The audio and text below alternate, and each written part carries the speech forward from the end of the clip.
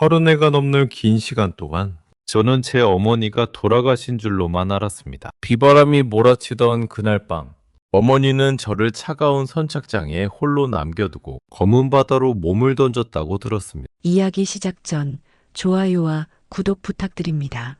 지금 어디서 듣고 계신지 댓글로 안부 전해주세요. 남겨주시는 모든 분들께 늘 건강과 행운이 따르길 기원하겠습니다. 네, 엄마는 너를 버린 거다. 남자가 생겨서 도망치려다 사고가 난 거야. 어린 저를 붙잡고 흔들며 아버지는 그렇게 말했습니다. 그때 아버지의 눈에 서려 있던 묘한 광기를 저는 잊을 수 없습니다. 그날 이후 제 인생은 지옥이었습니다. 어머니를 잃은 슬픔보다 더 큰 고통은 나를 버렸다는 배신감이었습니다. 저는 악착같이 버텼습니다. 누구에게도 지지 않기 위해, 다시는 버림받지 않기 위해 피눈물을 흘리며 일어섰습니다. 글로벌 IT 보안 기업의 대표가 되고 세상이 저를 자수성가한 CEO라 부를 때까지 제 마음속엔 늘 차가운 얼음 송곳이 박혀 있었죠. 그런데 30년이 지난 어느 날 죽은 줄만 알았던 그 사람이 나타났습니다. 제 인생에서 지워버렸던 이름, 친아버지 강만수가 제 눈앞에 서 있었습니다. 그는 제 손을 잡고 통곡했습니다. 주름진 얼굴 위로 눈물이 줄줄 흘러내렸고 어깨는 애처롭게 떨리고 있었죠. 민수야, 이 애비가 죄인이다. 네, 엄마가 사실은 살아있다. 그 말을 듣는 순간 제 머릿속은 하얗게 변했습니다. 심장이 갈비뼈를 뚫고 나올 듯 요동쳤고 눈앞의 풍경이 일렁거렸습니다. 살아있다고? 30년 동안 죽은 줄로만 알았던 어머니가, 아버지는 무릎을 꿇고 빌었습니다. 당시에는 빚쟁이들에게 쫓기느라 어쩔 수 없었다며 어머니를 안전한 곳에 숨겨야만 했다고 말하더군요. 하지만 저는 나중에야 알게 됐습니다. 그 눈물이 얼마나 추악한 연기였는지, 그가 왜 30년 만에 저를 찾아왔는지를 말입니다. 그가 원한 건 아들이 아니었습니다. 그가 간절히 바랐던 건 제 몸에 새겨진 열쇠였습니다. 어머니가 목숨을 걸고 숨겨두었던 오직 저만이 열 수 있는 1,000억 원의 유산. 그 거대한 탐욕을 채우기 위해 제 지문과 홍채가 필요했던 겁니다. 지금 제 앞에는 인자한 미소를 지으며 제 어깨를 다독이는 이 남자가 있습니다. 이제 우리 세 식구 같이 살아야지. 그게 네 엄마 소원이란다.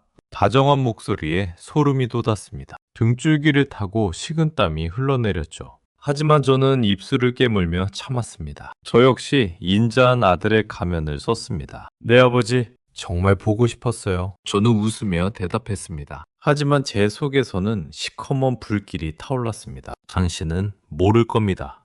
당신이 인자하게 내미는 그 손이 사실은 당신의 파멸을 향한 초대장이라는 것을, 어머니의 30년 세월을 앗아가고 저를 평생 배신감 속에 살게 한 대가, 이제 제가 똑똑히 치르게 해드리겠습니다. 당신이 그토록 사랑하는 그 돈으로 당신의 무덤을 파게 만들어주마. 저는 창밖의 어둠을 응시하며 주먹을 꽉 쥐었습니다. 손톱이 손바닥을 파고들어 통증이 느껴졌지만 오히려 그 통증이 제 정신을 맑게 깨웠습니다. 이제 전쟁의 시작이었습니다. 저는 그날 밤 태어나서 처음으로 아주 치밀하고 잔인한 계획을 세우기 시작했습니다. 어머니, 조금만 기다리세요. 제가 당신을 그 지옥에서 꺼내겠습니다. 복수의 서막이 오르는 순간 저는 제 서재에 불을 껐습니다. 어둠 속에서 제 눈만이 날카롭게 빛나고 있었죠. 제 기억 속의 30년 전 그날은 온통 시커먼 빗줄기로 가득 차 있습니다. 지금도 비가 내리는 날이면 살갗을 파고드는 그날의 한기가 생생하게 되살아나곤 합니다. 당시 저는 겨우 12살이었습니다. 아무것도 모르는 어린아이였죠. 그날 밤 아버지는 급하게 짐을 쌌습니다. 어머니는 겁에 질린 표정으로 제 손을 꼭 잡고 계셨습니다. 민수야, 엄마 옆에 꼭 붙어 있어라. 절대 손 놓으면 안 된다. 어머니의 손은 가늘게 떨리고 있었습니다. 그 손에서 전해지는 공포가 어린 저에게도 고스란히 느껴졌죠. 우리가 도착한 곳은 서해안의 어느 이름 모를 선착장이었습니다. 폭풍우가 몰아치던 바다는 금방이라도 우리를 삼킬 듯 사나웠습니다. 거기서 저는 어머니와 강제로 떨어졌습니다. 검은 우비를 쓴 덩치 큰 남자들이 어머니의 팔을 양쪽에서 붙잡았습니다. 이거 놔! 우리 민수 어쩌라고! 이 인간아, 당신이 사람이냐? 어머니는 처절하게 비명을 지르셨습니다. 하지만 아버지는 냉담했습니다. 오히려 어머니를 거칠게 밀쳐냈죠. 시끄러워. 이게 다 우리 가족이 살기 위해서 하는 일이야. 그것이 제가 본 어머니의 마지막 모습이었습니다. 어머니는 사설 구급차처럼 보이는 차량 뒷좌석으로 거칠게 밀어 넣어졌고 차는 빗속으로 순식간에 사라졌습니다. 저는 울부짖으며 차를 뒤쫓아갔습니다. 뒷물에 섞인 눈물이 앞을 가렸고 진흙탕에 넘어져 무릎이 깨졌습니다. 그때 아버지가 제 뒷덜미를 낚아챘습니다. 그리고 제 귓가에 대고 낮게 읊조렸죠. 잘 들어라 민수야. 네, 엄마는 너를 버리고 도망간 거다. 다른 남자가 생겨서 우리를 버린 거야. 저는 믿을 수 없었습니다. 어머니가 그럴 리 없다고 소리쳤지만 아버지의 매서운 손찌검이 돌아왔습니다. 며칠 뒤 아버지는 제 앞에 하얀 유골함 하나를 내밀었습니다. 내 엄마 도망가다가 사고가 났다더라. 바다에 빠져서 시신도 못 찾았어. 이게 그나마 찾은 유품들 태운 거다. 그 어린 나이에 제가 할 수 있는 건 그저 그 차가운 도자기함을 안고 밤새도록 목 놓아 우는 것뿐이었습니다. 하지만 아버지는 슬퍼할 틈도 주지 않았습니다. 마치 거추장스러운 짐을 치우듯 저를 곧바로 해외의 기숙학교로 보냈습니다. 가서 공부나 해라. 한국 땅은 쳐다보지도 말고. 그렇게 저는 낯선 타국 땅에 버려졌습니다. 말도 통하지 않는 곳에서 저는 엄마에게 버림받은 아이란 낙인을 가슴에 새긴 채 살아야 했습니다. 어머니에 대한 그리움은 시간이 갈수록 깊은 원망으로 변했습니다. 왜 나를 혼자 두고 떠났을까? 왜 그 무서운 바다에 몸을 던졌을까? 그 원망이 제 인생을 지탱하는 도끼가 됐습니다. 남들보다 2배, 3배 더 치열하게 살았습니다. 잠을 줄이고 코피를 쏟아가며 공부했고 악착같이 돈을 벌어 자수성가했습니다. 강만수라는 이름의 아버지는 제 기억 속에서 지워버린 지 오래였습니다. 간간히 들려오는 소식에 의하면 그는 장학재단을 차려 사회사업 이름을 날리고 있다고 하더군요. 위선자, 가족을 버린 인간이 남을 돕는다고? 저는 그저 코웃음을 쳤을 뿐입니다. 그런데 30년이 지난 지금 그 위선의 가면을 쓴 아버지가 제 화려한 사무실로 찾아온 겁니다. 그의 손에는 낡은 사진 한 장이 들려 있었습니다. 뒷바랜 사진 속에는 젊은 날의 어머니와 환하게 웃고 있는 어린 제가 있었습니다. 민수야, 내가 죽을 죄를 지었다. 사실 내 엄마 죽지 않았어.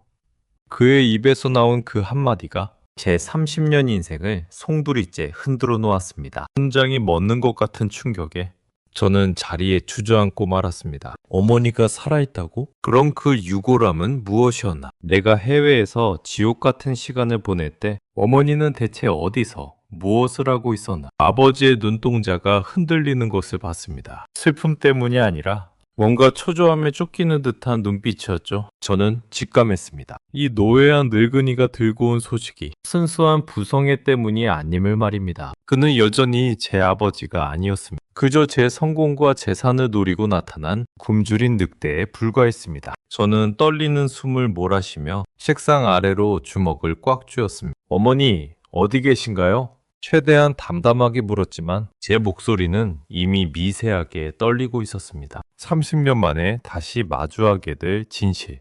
그것이 어떤 비극일지 저는 아직 몰랐습니다. 하지만 한 가지만은 확실했습니다. 만약 아버지가 저를 또다시 서기를 한다면 이번에는 제가 당신을 파면시키겠다는 것을요. 저는 30년 전 그 선착장의 빗소리를 떠올리며 제 눈앞의 아버지를 똑바로 응시했습니다. 제 집무실 문이 열리고 비서의 안내를 받으며 그 남자가 들어왔습니다.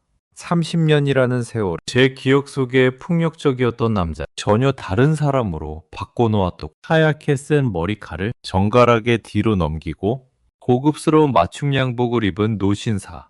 그의 가슴에는 강만수 장학재단이라는 금색 배지가 반짝이고 있었습니다. 누가 봐도 존경받는 사회사업가의 완벽한 모습이었죠. 하지만 저는 봤습니다. 그가 집무실에 들어서며 가장 먼저 확인한 것은 제 얼굴이 아니었습니다. 보안이 철저하기로 유명한 제 사무실의 출입 통제 장치와 홍채 인식기를 훑는 그의 날카로운 눈빛이었죠. 민수야, 내 아들 민수 맞구나. 그가 떨리는 목소리로 제 이름을 불렀습니다. 그리고는 제 손을 잡더니 그대로 바닥에 무릎을 꿇더군요. 이 못난 애비를 용서해라. 내가 죽을 죄를 지었어. 그의 눈에서 눈물이 뚝뚝 떨어져 제 구두 위를 적셨습니다. 어찌나 서럽게 웃는지 지켜보던 비서조차 눈시울을 붉히며 조용히 문을 닫고 나갔습니다. 저는 가만히 서서 그의 정수리를 내려다보았습니다. 심장이 차갑게 식어가는 기분이었습니다. 어릴 적 제 머리채를 휘잡고 어머니를 때리던 그 거친 손이 이제는 힘없이 떨리며 제 바지가랑이를 붙잡고 있었죠. 아버지, 일단 일어나세요.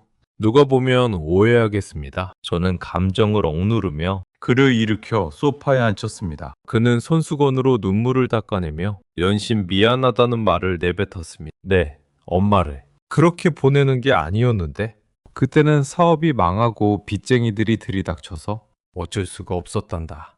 그의 목소리는 애끓는 부성애로 가득 차 있는 듯 보였습니다. 하지만 제 머릿속에는 다른 의문이 떠올랐습니다. 30년 동안 죽었다고 거짓말을 하고 저를 해외로 내쫓았던 사람이 왜 이제야 나타나서 어머니의 생존 사실을 알리는 걸까? 그것도 제가 보안업계에서 가장 성공할 CEO가 된 지금 말입니다. 어머니가 살아계시다면 지금 어디에 계신 겁니까? 왜 저를 찾지 않으신 거죠? 제 질문에 아버지는 다시금 고개를 떨구며 한숨을 내쉬었습니다. 네, 엄마가 정신이 온전치 못하다. 그날의 충격으로 마음의 병을 얻어서 지금은 요양시설에서 보호받고 있단다. 그는 품 안에서 낡은 서류 봉투 하나를 조심스럽게 꺼내 밀어놓았습니다. 그 안에는 어머니가 입원해 있다는 요양소의 주소와 사진 몇 장이 들어있었죠. 사진 속의 어머니는 초점 없는 눈으로 창밖을 보고 있었습니다. 그 곱던 얼굴은 간대었고 반상하게 마른 노인의 모습만 남았더군요. 가슴 한구석이 욱신거렸습니다. 주먹을 꽉 쥐자 손톱이 손바닥을 파고들었죠. 분노인지 슬픔인지 알 수 없는 감정이 뜨겁게 치밀어 올랐습니다. 내가 능력이 없어서 네 엄마를 더 좋은 곳에 모시지 못했다. 민수야, 이 못난 애비를 대신해서 이제 네가 엄마를 좀 돌봐주지 않겠니? 아버지는 제 눈을 똑바로 응시했습니다. 그 눈빛은 간절해 보였지만 그 안에는 묘한 탐욕의 빛이 언뜻 스쳐 지나갔습니다. 마치 먹잇감을 발견한 맹수가 조심스럽게 발톱을 숨기는 듯한 그런 불길한 느낌이었습니다. 알겠습니다. 일단 제가 확인해 보죠. 제 대답에 아버지는 안도하는 듯한 미소를 지었습니다. 그 미소가 제게는 무척이나 가식적으로 느껴졌습니다. 그는 돌아가는 길에도 제 사무실의 보안 시설들을 유심히 살펴보는 것을 잊지 않았습니다. 보안 솔루션 회사 대표라더니 정말 대단하구나. 지문이나 눈동자로 문을 열다니 세상 참 좋아졌어, 그치? 그가 툭 던진 한마디에 저는 등줄기가 서늘해졌습니다. 그는 제 안부를 묻는 것보다 제 회사의 보안 기술에 더 관심이 있어 보였거든요. 남자가 떠난 뒤 저는 그가 앉았던 자리를 한참이나 응시했습니다. 30년 만에 돌아온 아버지, 살아있다는 어머니, 그리고 1,000억 원이라는 유산의 소문.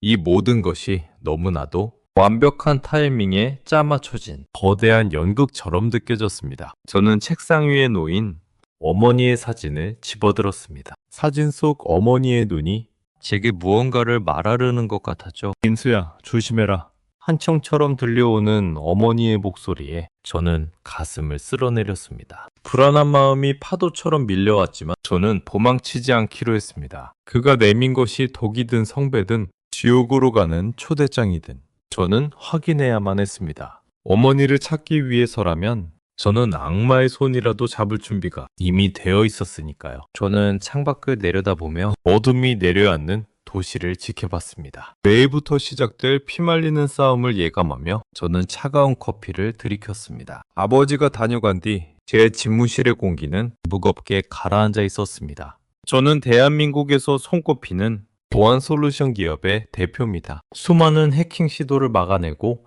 국가 기밀급 데이터를 지키는 것이 제 일상의 전부였죠. 하지만 30년 만에 나타난 아버지는 제가 만든 그 완벽한 성벽에 아주 미세한 균열을 내고 갔습니다. 저는 책상에 앉아 아버지가 남기고 간 서류 봉투를 물끄러미 바라보았습니다. 어머니의 야윈 얼굴이 담긴 사진. 그 사진을 볼 때마다 심장이 누군가에게 꽉 쥐인 듯 지독한 통증이 밀려왔습니다. 정말 살아계신 걸까? 가슴 한구석에서는 당장이라도 그 요양소로 달려가 어머니를 안고 싶다는 어린아이 같은 충동이 일었습니다. 하지만 이성적인 나는 끊임없이 경고를 보내고 있었죠. 아버지가 보인 그 태도, 그 눈빛에 담긴 이질적인 탐욕을 저는 무시할 수 없었습니다. 저는 자리에서 일어나 사무실 출입문의 보안 로그를 직접 확인하기 시작했습니다. 저희 회사는 모든 방문객의 이동 동선과 신체 접촉 부위를 열 감지 센서로 기록합니다. 로그 기록을 살피던 제 눈이 순간 날카롭게 빛났습니다. 이게 뭐지? 아버지가 제 사무실을 나갈 때 그는 문 손잡이를 잡지 않았습니다. 대신 제가 지문 인식을 하는 그 유리판 근처에 아주 잠시 손을 머물렀더군요. CCTV 영상을 초고화질로 확대하자 소름 돋는 장면이 포착됐습니다. 아버지는 제가 인식을 마치고 난 뒤 아주 능숙하고 빠른 동작으로 특수 필름 같은 것을 인식기 위에 살짝 댔다가 떼어냈습니다. 보통 사람의 눈으로는 절대 식별할 수 없는 0.5초도 안 되는 찰나의 순간이었죠. 제 지문을 채취하려 한 겁니다. 그것도 아주 전문적인 장비를 써서 말이죠. 줄기를 타고 차가운 소름이 쫙 돋았습니다. 단순히 돈 몇 푼을 빌리러 온 가난한 아버지가 할 행동이 아니었습니다. 저는 곧바로 보안팀장을 호출해 제 집무실 전체에 대한 도청 및 몰래카메라 탐지를 지시했습니다. 대표님, 소파 밑에서 이런 게 발견됐습니다. 팀장이 내민 것은 쌀알보다 작은 크기의 최첨단 위치 추적기였습니다. 아버지가 제 무릎을 붙잡고 눈물을 흘리며 빌던 그 짧은 순간 제 바지 밑단 안쪽에 그것을 교묘하게 부착했던 겁니다. 머릿속이 차갑게 식었습니다. 슬픔은 분노로 변했고 분노는 다시 냉철한 분석으로 바뀌었습니다. 아버지는 저를 찾은 게 아니었습니다. 그는 저를 사냥하고 있었습니다. 나중에야 알게 된 사실이지만 당시 아버지가 운영하던 장학재단은 심각한 자금난에 처해 있었습니다. 표면적으로는 사회사업가였지만 비로는 거액의 도박빚과 불법 자금 세탁에 연루되어 있었죠. 그가 벼랑 끝에서 찾아낸 탈출구가 바로 제 몸에 새겨진 인증 정보였습니다. 어머니가 친정에서 물려받은 그 막대한 유산은 아직 그 누구도 손대지 못한 채 거대한 금고 속에 장들어 있었습니다. 그 금고를 열 수 있는 유일한 열쇠가 바로 성장한 아들의 지문과 홍채라는 것을 아버지는 이미 알고 있었던 겁니다. 당신은 역시 변하지 않았어. 저는 위치 추적기를 손가락으로 가볍게 짓눌렀습니다. 아버지가 지금쯤 제 위치를 보며 회심의 미소를 짓고 있을 것을 생각하니 두역질이 났습니다. 저는 어머니의 사진을 다시 집어들었습니다. 사진 속의 어머니는 여전히 슬픈 눈으로 저를 보고 있었습니다. 어머니가 계신다는 그 요양소. 어쩌면 그곳은 어머니를 보호하는 곳이 아니라 아버지가 어머니를 가든 감옥일지도 모른다는 생각이 들었습니다. 저는 곧바로 비서에게 지시해 개인적인 외출 일정을 잡았습니다. 아버지가 붙여놓은 위치 추적기를 그대로 둔 채 말입니다. 그가 제가 자신의 덫에 걸렸다고 믿게 만드는 것, 그것이 제 반격의 시작이었습니다. 하지만 마음 한편에는 여전히 거대한 불안이 도사리고 있었습니다. 만약 어머니가 정말 위험한 상태라면, 만약 이 모든 것이 더 잔인한 함정이라면 저는 30년 전 그날처럼 다시금 거친 폭풍우 속으로 발을 내딛는 기분이 들었습니다. 어머니의 야윈 손이 떠올라 목이 메어왔지만 저는 억지로 침을 삼키며 감정을 눌렀습니다. 저는 그날 밤 사무실의 모든 불을 끈 채 홀로 야경을 내려다보았습니다. 창문에 비친 제 모습은 더 이상 12살의 겁쟁이 아이가 아니었습니다. 당신이 원하는 게 내 지문이라면 기꺼이 보여드리지. 저는 차가운 목소리로 읊조렸습니다. 불안한 마음을 안고 저는 내일 있을 요양원 방문을 위해 천천히 짐을 챙기기 시작했습니다. 심장이 미친 듯이 뛰고 있었지만 제 손끝은 그 어느 때보다 차갑고 단단하게 굳어 있었습니다. 저는 비서에게도 알리지 않고 직접 차를 몰아 서해안으로 향했습니다. 아버지가 제 옷에 붙여둔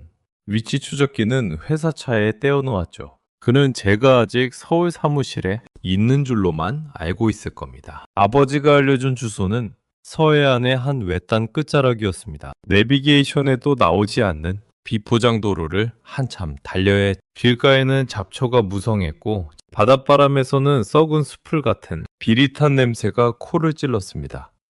마침내 도착한 곳은 요양원이라기엔 너무나 허름한 새빛 기도원이라는 건물이었습니다. 붉은 벽돌은 여기저기 깨져 있었고 창문마다 쇠창살이 촘촘하게 박혀있는 모습이 기괴했죠. 저는 근처 숲속에 차를 숨기고 조심스럽게 건물로 다가갔습니다. 그런데 놀랍게도 그곳에는 아버지의 검은 세단이 서 있었습니다. 내일 저와 같이 오기로 했던 아버지가 왜 벌써 여기 와 있는 걸까요?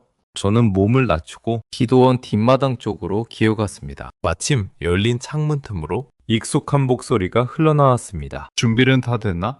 내일 아들이 여기 오기로 했어. 아버지의 목소리였습니다. 평소에 인자한 말투는 온데간데 없고 얼음장처럼 차가운 명령조였죠. 걱정 마십시오, 이사장님. 홍채인 식기는 이미 개조해뒀습니다. 아드님이 렌즈만 한번 쳐다보면 데이터는 바로 우리 서버로 복제됩니다. 낯선 남자의 대답이 이어졌습니다. 홍채 데이터 복제라니. 제 심장이 미친 듯이 뛰기 시작했습니다. 지문은 이미 확보했으니 홍채만 따면 바로 금고로 갈 거다. 그 할망구는 어떻게 됐어? 아버지가 묻는 할망구가 제 어머니를 뜻한다는 사실에 피가 거꾸로 솟는 기분이었습니다. 약기운 때문에 정신이 없습니다. 아들이 와도 못 알아볼 겁니다. 일 끝나면 예정대로 처리할까요? 그래, 사고 사로 위장해. 30년 전에도 잘 처리했잖아. 이번에도 뒤탈없게 해라. 아버지의 말 한마디 한마디가 제 가슴에 비수처럼 꽂혔습니다. 주먹을 얼마나 세게 쥐었는지 손바닥에서 비릿한 피냄새가 났죠. 저는 그 자리에서 당장이라도 뛰어들어가 아버지를 죽이고 싶었습니다. 하지만 그랬다가는 어머니의 안전을 보장할 수 없다는 걸 알았죠. 저는 떨리는 숨을 몰아쉬며 조심스럽게 그곳을 빠져나왔습니다. 차에 올라타자마자 온몸에 힘이 풀려 핸들을 잡을 수 없었죠. 눈물이 뺨을 타고 흘러내렸습니다. 어머니를 버린 것도 모자라 30년 동안 지옥 같은 곳에 가두고 이제는 죽일 계획까지 세우다니. 그는 인간이 아니었습니다. 돈에 눈이 먼 괴물일 뿐이었죠. 저는 차 안에서 한참을 울었습니다. 슬퍼서 우는 것이 아니었습니다. 어머니가 겪었을 그 긴 고통, 제 무지함에 대한 분노였습니다. 당신은 이제 끝이야. 저는 떨리는 손으로 전화를 걸었습니다. 제가 아는 가장 믿을 수 있는 사람, 전직 형사 출신 보안 전문가인 박섬주 소장에게 말입니다. 어둠이 짙게 깔린 서해안 도로를 저는 미친 듯이 달려나갔습니다. 잭미러에 비친 제 눈은 이미 복수심으로 가득 차 있었습니다. 불안한 마음이 가시지 않았지만 저는 그날 밤 제 인생에서 가장 잔인한 사냥개들을 풀기로 결심했습니다. 서울로 돌아오는 내내 제 손은 멈추지 않고 떨렸습니다. 핸들을 잡은 손등 위로 핏줄이 튀어나올 정도로 저는 주먹을 꽉 쥐고 있었습니다. 머릿속에는 기도원에서 들었던 아버지의 잔인한 목소리가 탄청처럼 맴돌았습니다. 사고 사로 위장해 자신의 아내를, 제 어머니를 30년이나 지옥에 가둬놓고도 눈 하나 깜짝 않고 죽이려는 남. 저는 제가 알던 세상이 모두 가짜였다는 생각에 구역질이 치밀어 올랐습니다.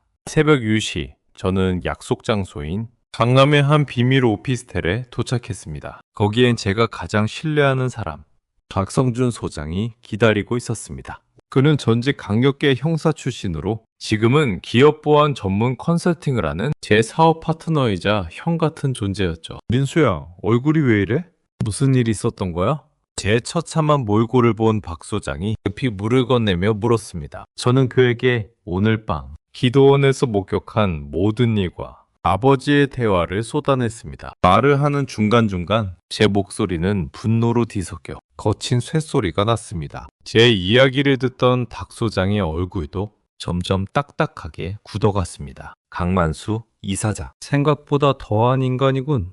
내가 미리 조사해본 내용도 좀 봐라. 박 소장이 책상 위에 두툼한 서류 뭉치를 펼쳤습니다. 거기엔 제가 몰랐던, 아니 아버지가 철저히 숨겨왔던 추악한 진실들이 기록되어 있었습니다. 30년 전 아버지는 이미 도박빚으로 파산 직전이었습니다. 어머니가 물려받은 유산을 노렸지만 그 돈은 어머니의 친정에서 제 명의로만 찾을 수 있게 특수신탁을 걸어둔 상태였죠. 내 아버지는 그때부터 계획한 거야. 내 지문과 홍채가 성인이 될 때까지 어머니를 죽이지 않고 가둬둘 장소가 필요했겠지. 박 소장의 설명에 저는 심장이 멎는 것 같았습니다. 나중에야 알게 된 사실이지만 아버지는 제가 해외에 있는 동안에도 주기적으로 기도원을 방문해 어머니를 협박해왔다고 합니다. 돈이 있는 곳을 말하라고, 아들을 살리고 싶으면 입을 열라고 말이죠. 어머니는 저를 지키기 위해 그 긴 세월을 버티신 거였습니다. 민수야, 지금 당장 쳐들어가는 건 위험해.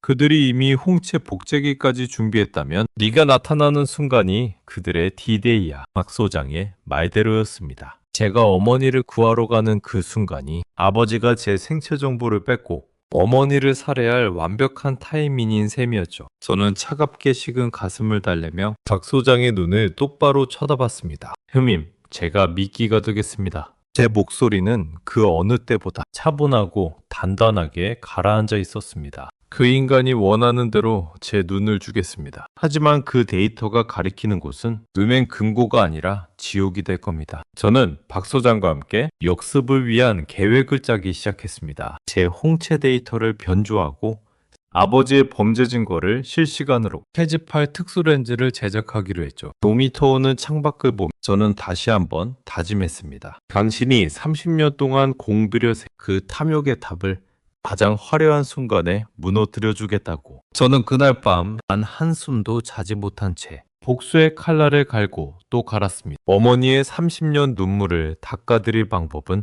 오직 이 길뿐이라는 사실을 저는 뼈저리게 느끼고 있었습니다. 다음날 아침 저는 물 한 모금조차 제대로 삼킬 수 없었습니다. 목구멍이 바짝 타들어가고 심장은 금방이라도 터질 듯이 박동하고 있었죠. 박 소장님이 밤을 새워 추적해온 추가 자료들을 제 책상 위에 내려놓았습니다. 민수야, 정신 똑바로 차리고 봐라. 내 아버지가 한 짓은 상상을 초월한다.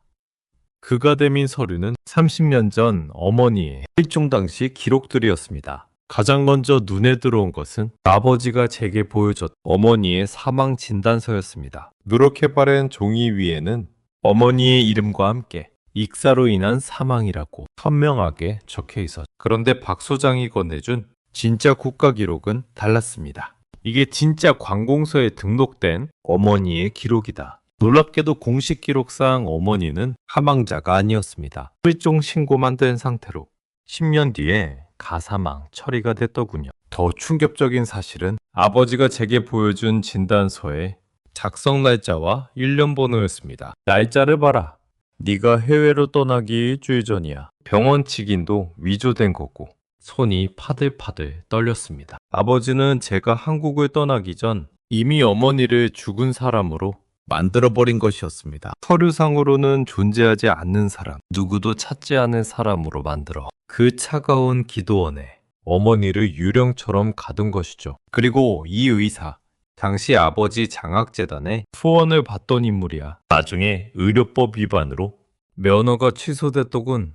모든 퍼즐이 맞춰지는 순간 저는 구역질이 올라와 입을 틀어막아야 했습니다. 아버지는 30년 전부터 철저하게 계획했던 겁니다. 어머니를 서류상으로 죽여 세상과의 끈을 끊어놓고 어머니의 재산을 관리하던 신탁사에 가짜 사망 서류를 제출해 자금을 빼돌리려 했던 것이죠. 하지만 신탁사는 완고했습니다. 아들 민수가 성인이 되어 직접 생체 인증을 해야만 최종 자산이 인출된다는 조항 때문이었죠. 그래서 아버지는 30년 동안 어머니를 죽이지도 못하고 그 지옥 같은 곳에 가둬둔 채 제가 성공해서 돌아오기만 해 복사처럼 기다려온 겁니다. 그때 제 휴대폰이 울렸습니다. 화면에 뜬 이름은 아버지였습니다. 심장이 덜컥 내려앉았지만 저는 심호흡을 하며 전화를 받았습니다. 오냐 민수야, 준비됐니? 오늘 드디어 네 엄마 보러 가는 날이다. 소화기 너머로 들려오는 아버지의 목소리는 어찌나 다정하고 인자한지 순간 세상에서 가장 자애로운 부모처럼 느껴질 정도였습니다. 네 아버지, 지금 출발하려던 참이에요.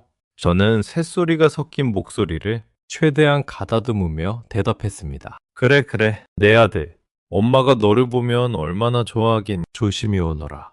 내가 기다리고 있을게. 전화를 끊고 나서 저는 휴대폰을 쥔 손에 너무 힘을 주어 손등이 하얗게 질렸습니다. 인자한 목소리 뒤에 숨겨진 그 시커먼 뱀의 혓바닥. 어머니를 죽이려 모의하고 제 생체 정보를 훔치려 하는 그 소름 끼치는 이중성. 저는 거울 속에 비친 제 모습을 응시했습니다. 눈동자에는 이미 핏발이 서 있었고 입술은 분노로 파르르 떨리고 있었죠. 박 소장님, 계획대로 진행해 주세요. 저는 박 소장님이 준비해준 특수 콘택트 렌즈를 눈에 끼웠습니다. 이 렌즈는 겉보기에는 평범하지만 홍채 복제 시도 시 가짜 데이터를 전송하고 상대방의 전산망을 역추적하는 최첨단 보안 장비였습니다. 또한 제 5단추에는 현장의 모든 상황을 실시간으로 전송할 초소형 카메라가 숨겨졌죠. 민수야, 절대 감정에 휘둘리면 안 된다. 어머니를 구하려면 끝까지 속여야 해. 박 소장의 당부에도 제 심박수는 진정되지 않았습니다. 저는 30년 전 어머니를 잃었던 그 비릿한 바닷바람의 냄새를 기억하며 사무실 문을 나섰습니다. 엘리베이터 거울에 비친 제 모습이 마치 사지로 걸어 들어가는 화영수처럼 보였습니다. 하지만 제 마음속에는 죽음보다 강한 도끼가 피어올랐습니다. 당신이 만든 그 지옥에서 오늘 제가 어머니를 모셔오겠습니다. 그리고 당신은 그 지옥의 새로운 주인이 될 거야. 저는 차에 올라타 시동을 걸었습니다. 엔진 소리가 거칠게 울려 퍼졌고 저는 운전대를 부서져라 움켜쥐었습니다. 서해안의 그 음산한 기도원을 향해 저는 폭풍 속으로 다시 한번 몸을 던지기 시작했습니다. 온몸의 털이 곤두서는 긴장감 속에서 저는 제 인생에서 가장 길고 고통스러운 하루를 예감하고 있었습니다. 서해안의 눅눅한 안개를 헤치고 다시 그 지옥 같은 기도원 앞에 섰습니다. 낡은 철문이 끼익 소리를 내며 열리자 어제 본 그 인자한 가면을 쓴 아버지가 저를 향해 양팔을 벌리며 다가왔습니다. 오느라 고생했다, 내 아들아. 네, 엄마가 안에서 너를 기다리고 있다. 아버지는 제 어깨를 다독였습니다. 그 손길이 닿는 순간 마치 뱀이 살갗을 지나가는 듯한 지독한 혐오감이 전신을 훑었습니다. 저는 구역질이 올라오는 것을 억지로 참으며 그를 따라 들어갔습니다. 기도원 내부는 밖에서 보던 것보다 훨씬 더 처참하고 음산했습니다. 희귀한 곰팡이 냄새, 정체를 알 수 없는 소독약 냄새가 뒤섞여 코를 찔렀고 복도 끝에서는 누군가의 신음소리가 낮게 깔려 들려왔습니다. 여기서 어머니가 지내신 건가요? 제가 떨리는 목소리로 묻자 아버지는 손수건으로 눈가를 찍어내며 슬픈 연기를 이어갔습니다. 그래, 마음이 아프지만 병세가 워낙 깊으셔서 말이다. 이곳 원장님이 내 오랜 지인이라 특별히 신경 써서 돌봐주셨지? 지인이라뇨? 공범이라는 말을 참 다정하게도 합니다. 아버지는 복도 끝 가장 어둡고 구석진 곳에 있는 철제문 앞으로 저를 데려갔습니다. 육중한 자물쇠가 풀리는 소리가 제 심장을 난도질하는 것 같았습니다. 문이 열리고 저는 그만 그 자리에 얼어붙고 말았습니다. 한평 남짓한 좁고 습한 방. 창문은 쇠창살로 겹겹이 막혀 있었고 바닥에는 낡고해진 담요 한 장뿐이었습니다. 그 구석에 한 노파가 벽을 향해 웅크리고 앉아 있었습니다. 어머니, 제 목소리가 힘없이 갈라졌습니다. 그림자처럼 마른 체구, 푸석푸석하게 빠진 흰머리, 그리고 뼈만 남은 앙상한 등줄기. 그분이 고개를 천천히 돌렸습니다. 30년 전 저를 안아주던 그 따뜻한 눈빛은 어디에도 없었습니다. 어머니의 눈은 초점이 풀린 채 허공을 응시하고 있었습니다. 막기운에 취한 듯 입술은 힘없이 벌어져 있었죠. 어머니, 저예요. 민수예요. 저는 무릎을 꿇고 어머니의 손을 잡았습니다. 제 기억 속에 부드러웠던 손은 거친 굳은 살과 흉터로 가득했습니다. 어머니의 손목에는 무언가에 묶여 있었던 듯한 깊은 압박 흔적이 선명하게 남아 있었습니다. 피가 거꾸로 솟구쳤습니다. 눈앞이 시뻘건 분노로 번졌고 심장은 터질 듯이 요동쳤습니다. 당신이 말한 특별한 돌봄이 이런 짐승 같은 사육이었습니까? 저는 뒤를 돌아 아버지를 죽여버리고 싶은 충동을 억누르느라 온몸을 부르르 떨었습니다. 그때 아버지가 제 곁으로 다가와 낮은 목소리로 속삭였습니다. 민수야, 엄마가 널 못 알아보니 참 가슴 아프구나. 하지만 희망은 있다. 최신 치료를 받으려면 절차가 좀 필요해. 그는 주머니에서 손바닥만한 기계장치 하나를 꺼냈습니다. 이게 요양시설 보호자 등록기란다. 네, 홍채를 여기 한 번만 맞춰보렴. 그래야 네 엄마를 더 좋은 병원으로 옮길 수 있는 권한이 생긴단다. 본색을 드러내는군요. 어머니를 인질로 삼아 제 눈동자를 사냥하려는 그 탐욕스러운 눈빛. 아버지는 인자한 미소를 짓고 있었지만 기계를 든 손은 욕망으로 파르르 떨리고 있었습니다. 저는 어머니의 손을 꼭 쥐었습니다. 어머니의 손끝이 미세하게 떨리는 것이 느껴졌습니다. 마치 제게 도망치라고, 이 악마에게 속지 말라고 말하는 것 같았죠. 저는 고개를 들어 아버지를 봤습니다. 제 눈에 낀 특수 렌즈가 상대방의 기기 신호를 포착했다는 미세한 진동을 보내왔습니다. 네, 아버지. 어머니를 위해서라면 뭐든 해야죠. 저는 눈을 크게 떴습니다. 아버지가 기계를 제 눈앞으로 가져와 붉은색 레이저가 제 눈동자를 훑었습니다. 됐다. 드디어. 데이터 전송 완료를 알리는 비프음이 들리자 아버지는 저도 모르게 환성을 내질렀습니다. 그 순간만큼은 인자한 아버지의 가면도 완전히 벗겨져 있었습니다. 그의 입가에 걸린 비열한 미소, 30년의 기다림이 끝났다는 그 승리감 어린 표정.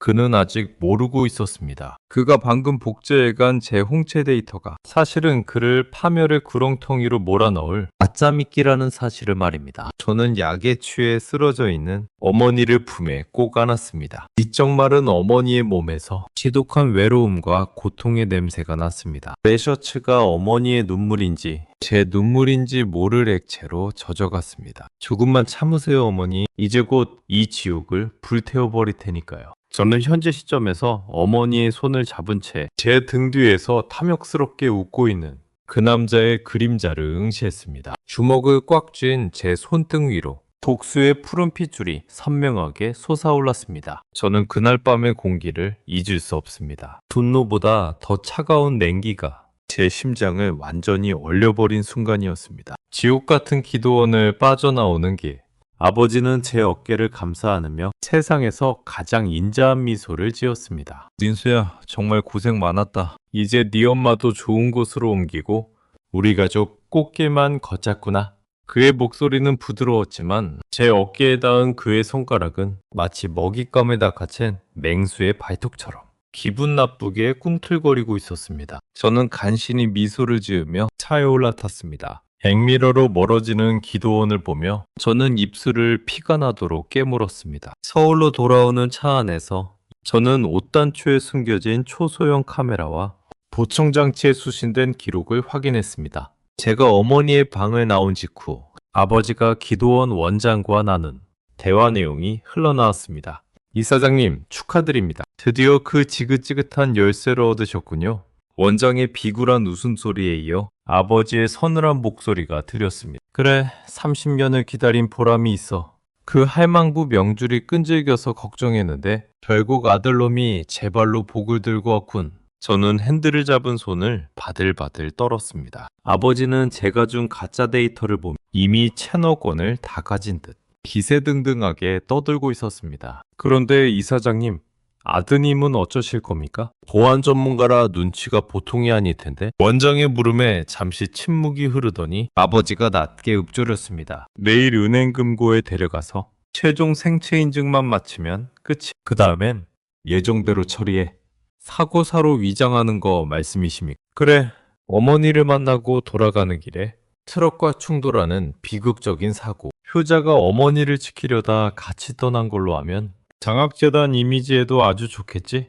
심장이 덜컥 내려앉았습니다. 단순히 돈을 뺏으려는 게 아니었습니다. 아버지는 저와 어머니 동시에 제거할 계획을 세우고 있었죠. 그것도 효자 아들이라는 타이틀을 이용해 자신의 명예를 높이는 도구로 쓰려다니. 인간의 탈을 쓰고 어떻게 이런 생각을 하는지 머릿속이 하얘지는 충격이었습니다. 저는 차를 갓길에 세우고 한참 동안 거친 숨을 몰아쉬었습니다. 눈앞이 캄캄하고 손발이 차갑게 식었습니다. 제가 사랑했던, 아니 사랑하고 싶었던 아버지라는 이름의 남자는 존재하지 않았습니다. 그곳에는 탐욕에 찌든 괴물만이 제 목숨을 노리며 웃고 있었죠. 어머니가 30년 동안 그 좁은 방에서 무엇을 지키려 하셨는지 이제야 알 것 같았습니다. 그 돈은 단순한 유산이 아니었습니다. 어머니가 저를 지키기 위해 들고 있던 마지막 방패였던 겁니다. 어머니, 죄송해요. 정말 죄송해요. 저는 핸들에 머리를 파묻고 짐승처럼 울부짖었습니다. 어린 시절 저를 버린 아버지를 원망하기보다 그의 가식적인 눈물에 흔들렸던 제 자신이 너무나도 증오스러웠습니다. 하지만 슬픔은 오래가지 않았습니다. 눈물이 멈춘 자리에는 얼음보다 차가운 도끼가 차올랐습니다. 저는 주머니에서 박 소장님이 준 보안용 암호화 장치를 꺼냈습니다. 아직은 아니야. 당신이 가장 기뻐할 때, 그때 당신의 심장을 도려내줄게. 저는 다시 시동을 걸었습니다. 이제 제게 남은 감정은 단 하나. 시떨리는 복수심뿐이었습니다. 내일이면 아버지가 계획한 은행 금고의 날이 밝을 것입니다. 그는 제가 사지로 걸어 들어간다고 믿겠지만 실제로 그곳에서 파멸을 맞이할 사람은 제가 아님을 저는 확신했습니다. 저는 현재 시점에서 어두운 고속도로를 응시하며 제 안의 모든 자비심을 지워버렸습니다. 레이저는 효자 아들이 아닌 어머니의 원한을 갚을 집행자가 될 것입니다. 차창 밖으로 스치는 가로등 불빛이 마치 칼날처럼 날카롭게 제 얼굴을 스쳤습니다. 저는 그날 밤 잠을 자는 대신 내일 있을 완벽한 무대를 머릿속으로 그렸습니다. 집으로 돌아온 저는 가장 먼저 욕실로 향했습니다. 그 더러운 기도원의 공기와 아버지의 가식적인 손길을 모두 씻어내고 싶었죠. 찬물이 머리 위로 쏟아졌지만 가슴속에서 타오르는 불길은 좀처럼 꺼지지 않았습니다. 저는 거울 속의 저를 보며 차갑게 가라앉은 눈빛으로 복수의 첫 단추를 채웠습니다. 곧바로 박 소장님을 만났습니다. 그는 제가 가져온 도청 기록을 듣고 미간을 깊게 찌푸렸습니다. 민수야, 이 인간은 짐승보다 못해. 내일 금고에서 일이 끝나면 너를 처리할 킬러까지 고용했어. 박 소장이 내민 사진 속에는 검은 승합차 옆에서 대기 중인 덩치 큰 사내들이 있었습니다. 걱정하지 마세요, 형님. 그 사지로 걸어 들어갈 사람은 제가 아니라 그 인간이니까요. 저는 제 회사의 핵심 기술인 가변형 생체인식 데이터를 꺼냈습니다. 아버지가 복제해간 제 홍채 정보에 특수한 악성 코드를 심는 작업이었죠. 이 코드가 은행 전산망에 입력되면 금고가 열리는 대신 아버지의 모든 금융거래 내역과 지난 30년간의 비자금 세탁 기록이 금융감독원과 검찰로 동시 전송됩니다. 동시에 아버지가 운영하는 장학재단의 모든 계좌는 그 즉시 동결되도록 설계했죠. 민수야, 정말 괜찮겠어? 자칫하면 네 목숨이 위험할 수도 있어. 박 소장의 걱정 어린 말투에 저는 희미하게 웃어 보였습니다. 하지만 그 웃음은 차가운 칼날 같았죠. 어머니가 30년을 견디셨습니다. 제가 고작 하루를 못 견디겠습니까? 저는 아버지를 안심시키기 위해 직접 전화를 걸었습니다. 소화기 너머로 들려오는 제 목소리는 세상에서 가장 순진한 아들이었죠. 아버지, 내일이 정말 기대돼요. 어머니 모실 새 집도 알아봤어요. 금고 열고 나면 바로 계약하러 가요. 전화기 너머에서 들려오는 아버지의 웃음소리는 소름 끼쳤습니다. 그는 이미 1,000억 원을 손에 쥐고 저를 처리할 생각에 들떠 있었죠. 오냐 내 아들아, 이 애비도 오늘 밤은 잠이 안 오겠구나. 우리 내일 일찍 만나자. 전화를 끊고 나서 저는 구역질을 참으며 주먹을 꽉 쥐었습니다. 손바닥에 손톱 자국이 깊게 패였지만 아무런 통증도 느껴지지 않았습니다. 저는 박 소장님과 함께 내일 대결이 벌어질 은행에 도면과 CCTV 위치를 다시 확인했습니다. 경찰 측에는 이미 조력자를 통해 아버지의 살인 공모 증거와 어머니 감금 영상을 넘겨두었습니다. 체포 타이밍은 아버지 가장 큰 환희를 느끼는 그 순간 금고문이 열리기 직전으로 잡았죠.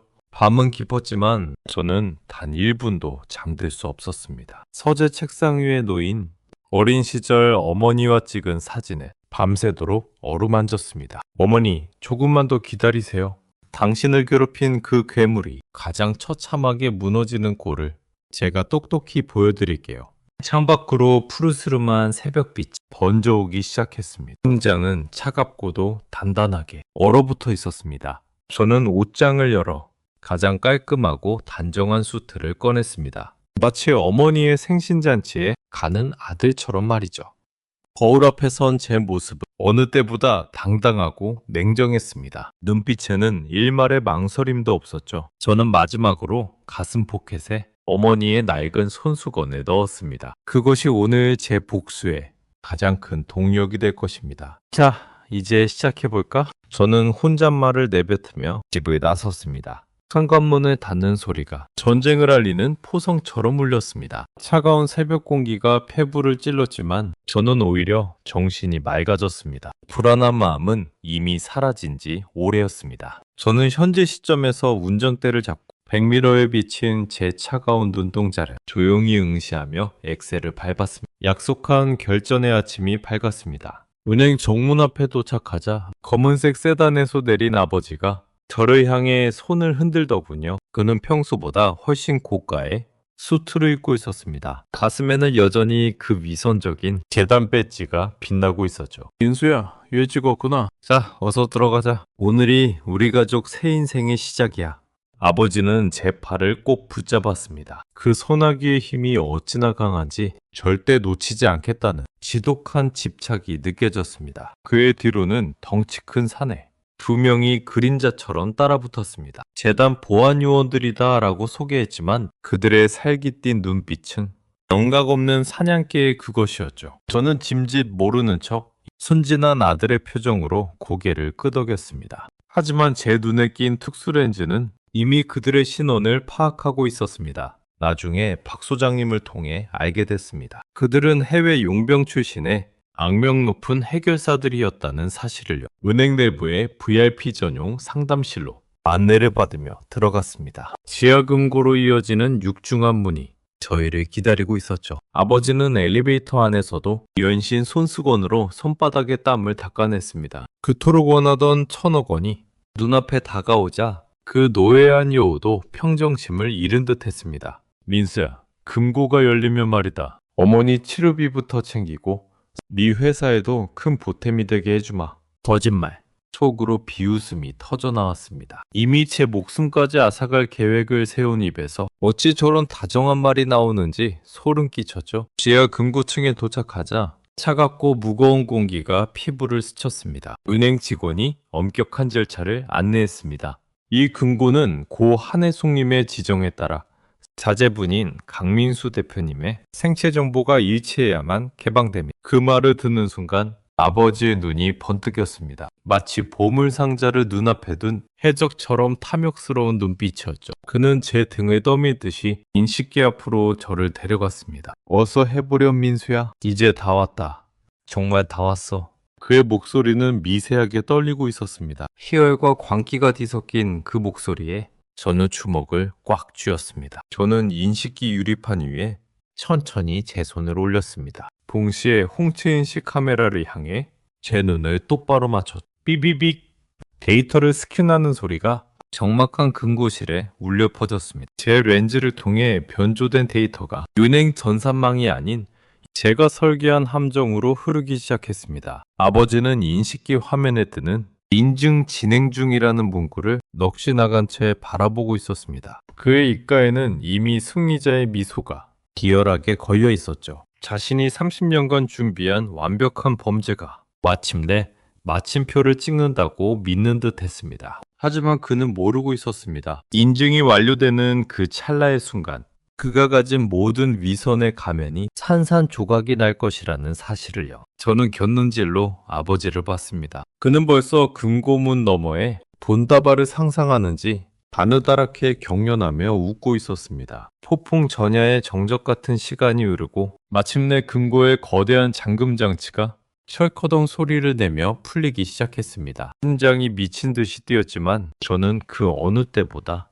차분했습니다. 이제 진실의 문이 열릴 시간입니다. 저는 현재 시점에서 금고 손잡이를 잡고 제 뒤에서 숨을 헐떡이는 그 남자의 파멸을 예감하며 천천히 문을 밀었습니다. 철컥, 육중한 기계음이 고요한 지하 금고실을 울렸습니다. 수톤에 달하는 강철 문이 천천히 그 거대한 몸체를 움직이 틈새로 차가운 냉기가 마치 연기처럼 뿜어져 나왔죠. 그 순간 제 옆에 서 있던 아버지의 호흡이 거칠어졌습니다. 그는 제 어깨를 밀치다시피 하며 열리는 문틈 사이로 고개를 들이밀었습니다. 드디어 내 손에 들어오는구나. 그의 목소리는 희열을 넘어 기괴한 광기로 일렁이고 있었습니다. 평생을 기다려온 탐욕의 결실이 눈앞에 있다는 사실에 그는 이미 이성을 잃은 상태였죠. 문이 완전히 열리고 우리가 마주한 금고 내부는 눈이 시릴 정도로 밝았습니다. 하지만 아버지가 기대했던 산더미 같은 현금이나 무기명 채권 뭉치는 보이지 않았습니다. 금고 정중앙에는 커다란 모니터 한 대와 낡은 가죽 가방 하나만이 덩그러니 놓여 있을 뿐이었죠. 이게 뭐야? 돈은 어디 있어? 내 채권들은? 아버지가 절규하며 금고 안으로 뛰어들어갔습니다. 텅 빈 공간을 허망하게 휘저으며 벽면의 서랍들을 거칠게 열어젖혔죠. 저는 차가운 눈빛으로 그의 처절한 뒷모습을 응시했습니다. 그리고 주머니에서 리모컨을 꺼내 모니터의 전원을 켰습니다. 당신을 찾는 건 여기 없습니다, 강만수 씨. 제 입에서 아버지라는 호칭 대신 그의 이름이 차갑게 흘러나왔습니다. 아버지는 벼락이라도 맞은 듯 멈칫하며 저를 돌아봤습니다. 민수야, 너 지금 뭐라고 했니? 돈은 어디 가고 이게 무슨 장난이야? 장난? 당신이 30년 동안 어머니에게 했던 짓에 비하면 이건 아주 사소한 장난에 불과하죠. 화면에 영상이 재생되기 시작했습니다. 어제 제가 기도원에서 녹음하고 촬영한 추악한 진실들이었습니다. 어머니를 짐승처럼 가둬둔 방, 약에 취해 초점을 잃은 어머니의 눈동자, 그리고 저와 어머니를 죽이겠다고 모의하던 아버지의 그 잔인한 목소리까지. 금고실의 고성능 스피커를 통해 그의 목소리가 천둥처럼 울려 퍼졌습니다. 사고사로 위장해 효자가 어머니를 지키려다 같이 떠난 걸로 하면 이미지에도 아주 좋겠지. 자신의 목소리가 울려 퍼지자 아버지의 얼굴은 순식간에 종이장처럼 하얗게 질려갔습니다. 이건 모함이야. 민수야, 저건 가짜야. 누군가 나를 아직도 연기를 하시나요? 당신이 그토록 원했던 제 홍채 데이터, 그걸로 지금 무슨 일이 벌어지고 있는지 직접 눈으로 확인하시죠. 화면이 바뀌며 복잡한 전산망에 로그 기록들이 쏟아져 나왔습니다. 아버지가 복제해간 제 홍채 정보는 금고를 여는 열쇠가 아니라 당신이 30년간 쌓아온 모든 범죄의 증거를 세상에 알리는 폭탄이었습니다. 당신이 운영하는 재단의 비자금 내역, 어머니를 죽음으로 위장한 서류들, 그리고 지금 이 금고 안의 대화까지 모두 실시간으로 검찰에 전송됐습니다. 아버지는 믿을 수 없다는 듯 뒷걸음질을 치다 벽에 부딪혔습니다. 그의 눈에는 공포와 경악, 그리고 형언할 수 없는 분노가 뒤섞여 소용돌이치고 있었죠. 네가 감히 애비를 함정에 빠뜨려? 내가 너를 어떻게 키웠는데? 내가 너를 위해 얼마나 참아왔는데. 나를 위해? 아니, 당신은 당신의 탐욕을 위해 나를 이용했을 뿐이야. 어머니를 그 지옥에 가둬두고 나에게는 어머니가 죽었다는 거짓말로 평생 가슴에 대못을 박았지. 저는 천천히 그에게 다가갔습니다. 한 걸음씩 내디딜 때마다 30년 동안 쌓인 원한이 제 전신을 뜨겁게 달구었습니다. 당신은 사람이 아니야. 자신의 욕망을 위해서라면 아내의 영혼을 짓밟고 아들의 목숨까지 내던지는 괴물이지. 저는 금고 중앙에 있던 낡은 가죽 가방을 열었습니다. 그 안에는 돈이 아니라 어머니가 30년 전 저를 위해 쓴 수백 통의 편지가 들어 있었습니다. 아버지가 감시하느라 차마 보내지 못한 눈물 자국으로 얼룩진 어머니의 진심들. 어머니는 이 안에서 당신에게 돈을 준다고 약속하며 제 목숨을 구걸하셨더군요.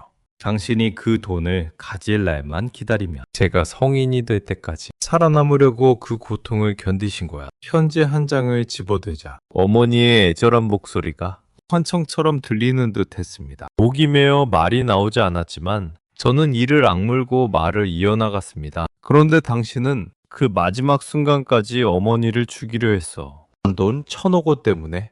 그게 단돈이라니. 그 돈이면 뭐든 할 수 있어. 너도 그 돈 덕분에 성공한 거 아니야? 아버지가 미친 듯이 소리를 질렀습니다. 그는 여전히 자신의 잘못을 깨닫지 못한 채 돈에 대한 집착을 버리지 못하고 있었죠. 저는 그 모습이 너무나 가련하고 역겨워서 헛웃음이 나왔습니다. 아니, 나는 내 실력으로 일어섰어. 그리고 당신이 그토록 원하던 그 방금 전으로 전액 사회 환원됐습니다. 어머니의 이름으로 말이죠. 그 말은 아버지에게 그 어떤 물리적 타격보다 컸습니다. 그는 마치 심장을 찔린 듯 가슴을 부여잡으며 바닥에 주저앉았습니다. 안 돼. 내 돈. 내 채널. 그가 바닥을 긁으며 절규했습니다. 30년의 세월, 수많은 악행.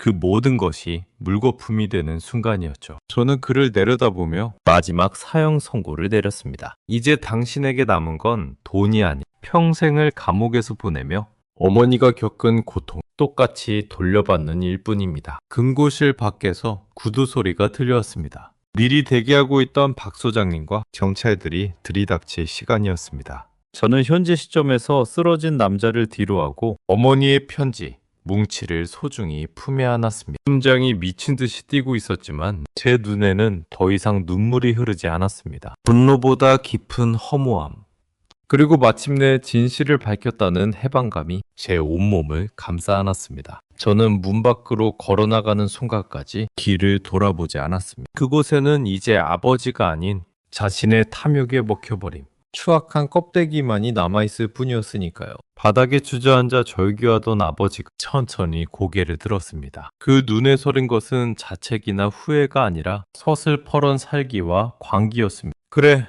다 같이 죽자. 내 돈도 없고 재단도 끝났다면 너도 살려둘 이유가 없지. 그는 품 안에서 작은 무전기를 꺼내 미친 듯이 소리를 질렀습니다. 들어와, 당장 들어와서 이 새끼 순통을 끊어버려. 그의 명령과 동시에 금고실 밖에서 대기하던 버구의 사내들이 문을 박차고 들어왔습니다. 아버지가 고용한 해외 용병 출신 해결사들. 그들의 손에는 날카로운 흉기와 소음기가 장착된 권총이 들려 있었습니다. 좁은 금고실 안에 죽음의 그림자가 짙게 깔렸습니다. 민수야, 네가 아무리 똑똑해도 결국 이 방에서 나갈 순 없어. 내 지문과 홍채는 이미 내 손에 있고 너만 사라지면 세상은 내 말을 믿을 거다. 아버지는 비틀거리며 일어나 입가에 침을 닦아냈습니다. 그의 얼굴에는 다시금 비열한 승리자의 미소가 번졌죠. 저는 뒷걸음질 치는 대신 오히려 그들을 향해 한 걸음 다가갔습니다. 제 가슴에는 공포 대신 말할 수 없는 경멸만이 가득했습니다. 당신은 끝까지 사람을 돈으로만 보는군요. 제 차가운 반응에 아버지는 눈을 가늘게 뜨며 손짓했습니다. 죽여. 고통스럽게 보내줘라. 사내들이 저를 향해 달려들려던 금고실 천장에 설치된 스피커에서 박 소장님의 목소리가 울려 퍼졌습니다. 박민수 대표님, 준비 끝났습니다. 그 소리와 함께 금고실 안에 모든 조명이 붉은색으로 변하며 날카로운 경보음이 쏟아졌습니다. 뭐야, 무슨 일이야? 당황한 아버지의 비명 뒤로 금고실 벽면에 숨겨진 패널이 열리며 특공대원들이 쏟아져 들어왔습니다. 경찰이다. 모두 무기 버리고 투항해. 눈 깜짝할 사이에 벌어진 일이었습니다. 아버지가 고용한 사내들 제대로 반항조차 하지 못한 채 바닥에 눌려 제압당했습니다. 저는 아수라장이 된 금고실 한가운데서 여전히 떨리는 손으로 무전기를 쥐고 있는 아버지를 봤습니다. 이게 어떻게? 당신이 들어온 이 금고는 처음부터 당신의 무덤으로 설계된 겁니다. 모든 영상과 음성은 실시간으로 경찰청 본청으로 전송되고 있었죠. 저는 바닥에 떨어진 아버지의 안경을 부두발로 가볍게 짓밟았습니다. 우드독, 유리가 깨지는 소리가 마치 그의 탐욕이 부서지는 소리 같았죠. 당신이 나를 죽이려 모의한 것까지, 방금 전 그 명령까지 포함해서 말입니다. 경찰관들이 아버지의 양팔을 붙잡았습니다. 차가운 수갑이 그의 손목을 조이자 그는 그제야 현실을 깨달은 듯 다시 비굴한 표정으로 변했습니다. 민수야, 아들아, 내가 잠시 미쳤었나 보다. 돈에 눈이 멀어서 내가 잘못했어. 한 번만, 딱 한 번만 용서해다오. 그는 제 바지가랑이를 붙잡으려 몸부림을 치며 애원했습니다. 어제 사무실에서 보았 그 가식적인 눈물이 다시 흘러나왔죠. 하지만 이제 그 눈물은 제 마음에 아무런 파동도 일으키지 못했습니다. 오히려 구역질이 날 정도로 추악해 보였죠. 30년 전 선착장에서 울부짖던 12살 소년의 눈물을 기억하십니까? 저는 그의 손을 차갑게 뿌리쳤습니다. 어머니가 그 좁은 방에서 당신의 발소리를 들으며 떨던 그 수만 번의 밤을 기억하십니까? 그는 대답하지 못한 채 입술만 파르르 떨었습니다. 당신에게는 용서라는 단어도 사치입니다. 남은 생은 당신이 저지른 죄의 무게에 눌려 어둠 속에서 썩어가길 바랍니다. 검찰들에게 끌려나가는 아버지의 뒷모습은 더 이상 재단 이사장도 노신사도 아니었습니다. 그저 늙고 초라한 자신의 욕망에 먹혀버린 괴물일 뿐이었죠. 민수야, 이대로 가면 안 된다. 내가 네 애비야, 아들아. 더욱더 끝까지 울려 퍼지는 그의 절규를 뒤로하고 저는 금고안에 남겨진 어머니의 가방을 소중히 안았습니다. 박 소장님이 다가와 제 어깨를 묵직하게 눌러주었습니다. 민수야, 고생했다. 정말 고생했어. 그제야 팽팽하게 당겨져 있던 제 마음의 줄이 툭 하고 끊어졌습니다. 다리에 힘이 풀려 주저앉을 뻔했지만 저는 어머니의 편지 뭉치를 꼭 쥐고 버텼습니다. 사건 현장을 정리하는 경찰들의 분주함 속에서 저는 차가운 지하금고의 공기를 깊게 들이마셨습니다. 30년 만에 처음으로 제 가슴을 짓누르던 그 무거운 돌덩이가 조금은 가벼워진 기분이었습니다. 저는 현재 시점에서 금고실을 나섰습니다. 지상으로 올라가는 엘리베이터의 숫자가 바뀔 때마다 제 인생의 검은 막이 하나씩 거치고 있다는 것을 느꼈습니다. 밖에는 눈부신 햇살이 비치고 있겠지만 제 마음은 이미 어머니가 계신 그 차가운 섬으로 달려가고 있었습니다. 이제 제가 해야 할 일은 단 하나, 어머니를 그 지옥에서 모셔오는 일뿐입니다. 제 손등에 튄 아버지의 비굴한 눈물 자국을 저는 거칠게 닦아내며 밖으로 나섰습니다.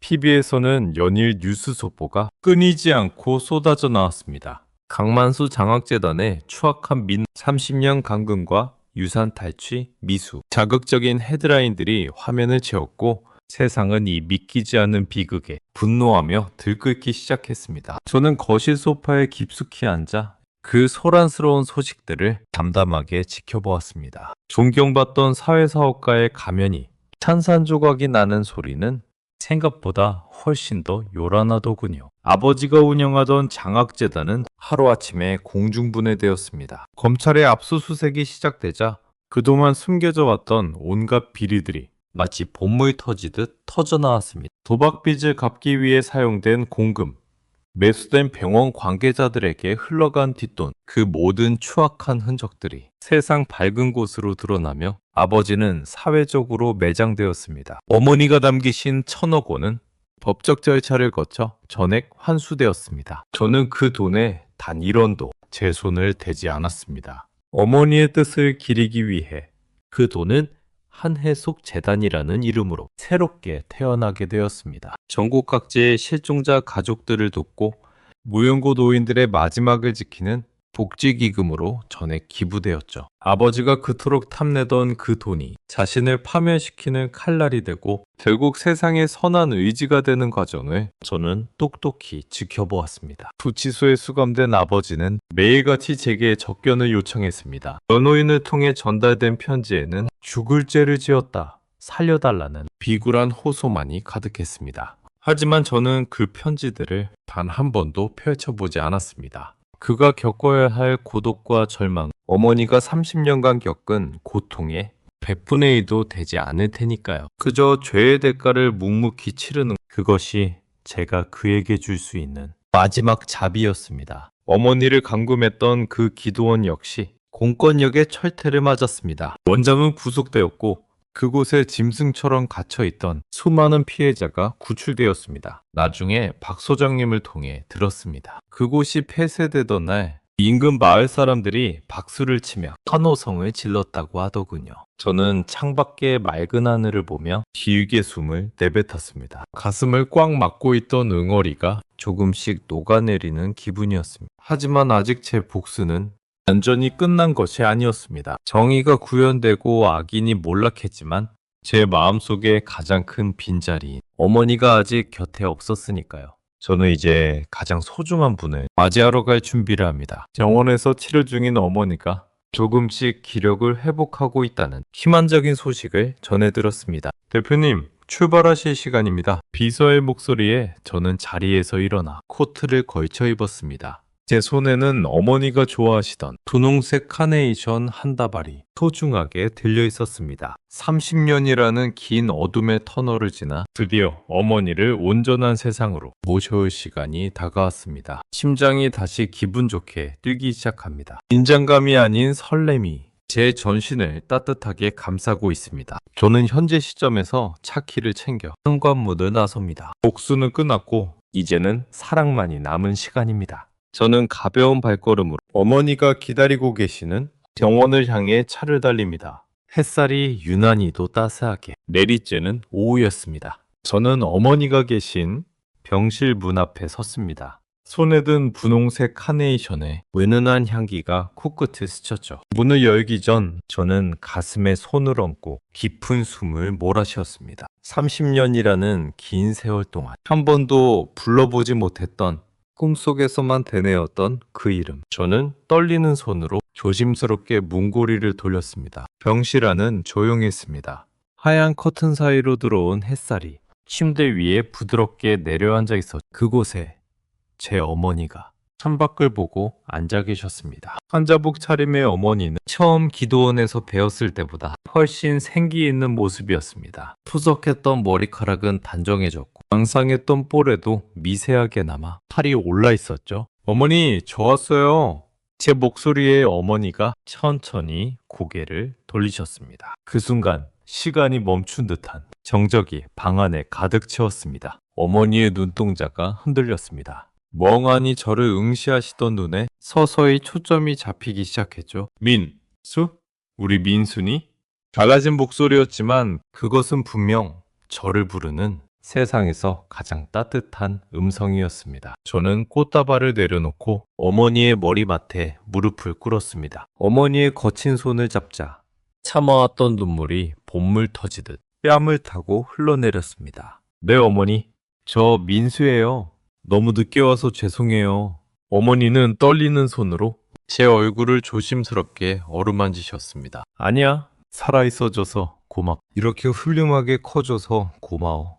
어머니의 눈에서도 눈물이 고였습니다. 우리는 한참 동안 서로를 붙잡고 말없이 눈물만 흘렸습니다. 30년의 한이 섞인 눈물은 병실 바닥을 적시고 제 가슴 속에 얼어붙은 얼음들을 하나둘 녹여버렸습니다. 나중에 주치의 선생님께 들었습니다. 어머니의 회복 속도가 기적에 가까울 정도로 빠르다고 하더군요. 아마도 저를 다시 만나야 한다는 그 강한 의지가 어머니를 지탱해 준 것 같았습니다. 며칠 뒤 저는 금고에서 가져온 어머니의 편지 뭉치를 꺼냈습니다. 어머니는 한 장 한 장 자신의 손때가 묻은 편지들을 보며 어린 시절의 저를 추억하셨습니다. 민수야, 이 편지들을 쓸 때마다 네가 옆에 있는 것 같았단다. 너를 지키는 게 내 유일한 소원이었어. 어머니는 아버지가 저지른 악행에 대해 더는 묻지 않으셨습니다. 그저 제가 무사하다는 사실 하나에 모든 세상을 다 얻은 듯 웃으셨죠.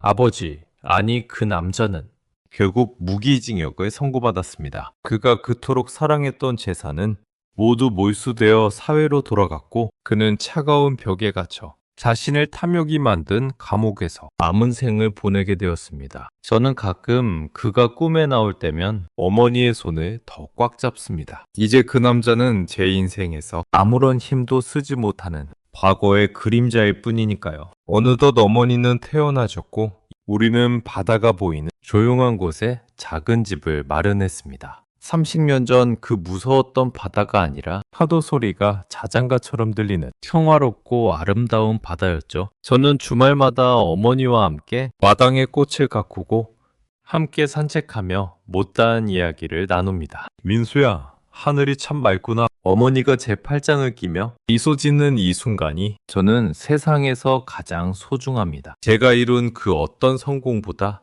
제가 가진 그 어떤 재산보다 어머니가 지어주시는 이 웃음이 제게는 최고의 유산입니다. 누군가는 제게 묻습니다. 30년의 복수가 허무하지 않느냐고. 저는 대답합니다. 제 목적은 복수가 아니라 어머니의 잃어버린 시간에 되찾아드리는 것이었다고 말이죠. 이제 제 마음속의 폭풍우는 완전히 잦아들었습니다. 어머니가 정성껏 차려주신 따뜻한 밥상을 마주 앉아 먹으며 저는 비로소 평범한 아들로 돌아왔습니다. 지나온 30년의 세월이 비록 춥고 혹독한 겨울이었지만 그 끝에서 만난 봄은 눈부시게 아름답습니다.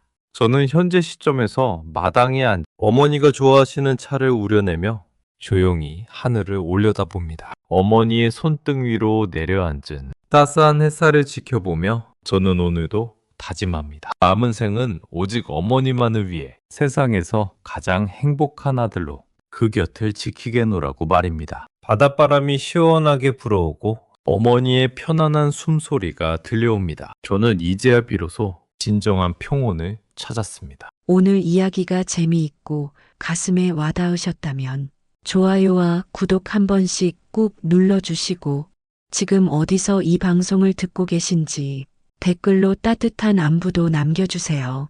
댓글을 남겨주시는 모든 분들의 삶이 늘 건강하고 행복하시기를 진심으로 기원하겠습니다. 지금까지 사연의 창가였습니다. 감사합니다.